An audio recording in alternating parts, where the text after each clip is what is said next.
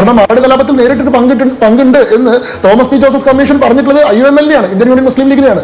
നോക്കൂ, ഇവിടെ CPM മുസ്ലിം ലീഗിനെ നേരിട്ട് ആക്രമിക്കാൻ ധൈര്യമില്ലാത്തതുകൊണ്ട്, അല്ലെങ്കിൽ നാളെ മുസ്ലിം ലീഗ് ഞങ്ങൾക്കൊപ്പം വന്നേക്കുമെന്ന സാഹചര്യത്തെ പൂർണ്ണമായിട്ടും ഒഴിവാക്കാനുള്ള ധൈര്യമില്ലാത്തതുകൊണ്ട് മുസ്ലിം ലീഗിനെ ആക്രമിക്കുന്നതിന് പകരം ജമാഅത്തെ ഇസ്ലാമിനെ അടിക്കുകയാണ്. ശരിക്കും അവിടെ അടിക്കാൻ ഉദ്ദേശിച്ചത് ലീഗിനെയാണ്. കാരണം ആട് കലാപത്തിൽ നേരിട്ടിട്ട് പങ്കുണ്ട് എന്ന് തോമസ് പി ജോസഫ് കമ്മീഷൻ പറഞ്ഞിട്ടുള്ളത് IUML ആണ്, ഇന്ത്യൻ യൂണിയൻ മുസ്ലിം ലീഗിനെയാണ്.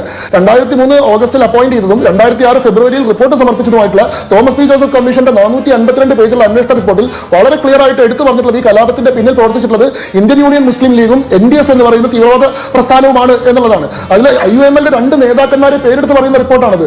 IUML നേതാവായിട്ടുള്ള മൊയ്തീൻ കോയ എന്ന് പറയുന്ന ആളെയും അതേപോലെ തന്നെ കോഴിക്കോട് ജില്ലാ ഡെവലപ്മെന്റ് അതോറിറ്റിയുടെ അന്നത്തെ ചെയർമാൻ ആയിരുന്ന മായിൻ ഹാജി എന്ന് പറയുന്ന ആളെയും പേരെടുത്ത് പറയുന്ന റിപ്പോർട്ടാണ്. അതിൽ മായിൻ ഹാജിക്ക് ഈ കലാപത്തിന്റെ ആസൂത്രണത്തെ പറ്റിയിട്ടും അത് നടത്താനുള്ള സമയത്തെ പറ്റിയിട്ടും വളരെ കൃത്യമായിട്ട് അറിവുണ്ടായിരുന്നുവെന്നും ഇവരുടെ എല്ലാവരുടെയും പിന്തുണയോടെയും മൗനാനുവാദത്തോടെയും കൂടിയാണ് ഈ കലാപം നടന്നത് എന്നും പറയുന്നുണ്ട്. ഇതിൽ 139 പേര് അറസ്റ്റ് ചെയ്തതിൽ 62 പേര് ശിക്ഷിക്കപ്പെട്ടതിൽ ബഹുഭൂരിപക്ഷം പേര് മുസ്ലിം ലീഗിന്റെ പ്രവർത്തകരായിട്ടുള്ള ആളുകളാണ്.